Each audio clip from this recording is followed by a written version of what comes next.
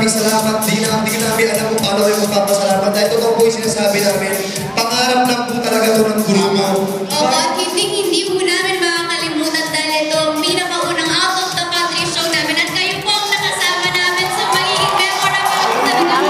Nakabidyo!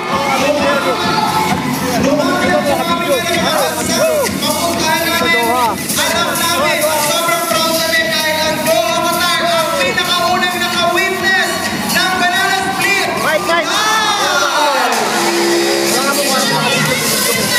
Maliwanag, nakabidyo. Wala mo!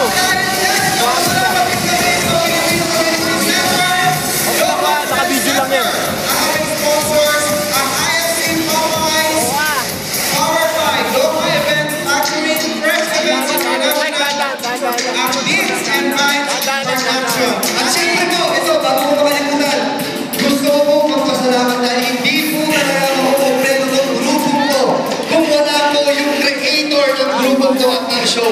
Palakpakan po natin, Derek Bobot!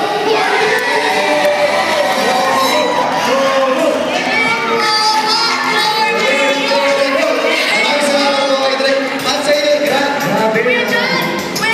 Hindi pa nila narinig ang boses nila Aiko at nila Sunshine. Salamat kayo. At syempre, Gusto din natin pasalamat kay Camille Cortez, executive producer namin, na nag-alaga sa amin at gumawa ng At bago ko lang makalimutan, alam po, maging proud nito kayo. Ipapalabas mo yung pinigilang Angel in June na kinuha po dito sa Qatar. Sana po, supportahan niyo po yun. Ang Beats and Vibes!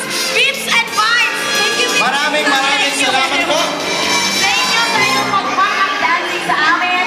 Thank you so much. Doha Qatar! Sana po napasaya namin ang gabi na hindi na sana kami makalimutan dahil hindi ko namin kayo makakalimutan at pinasaya nyo rin kung kami. Hindi ko kami makapaniwala na mahal nyo kami ng ganito. Thank you! Maraming salamat po! Maraming salamat po sa inyo lahat. At dahil dyan, nagpapasalamat kami. Maraming salamat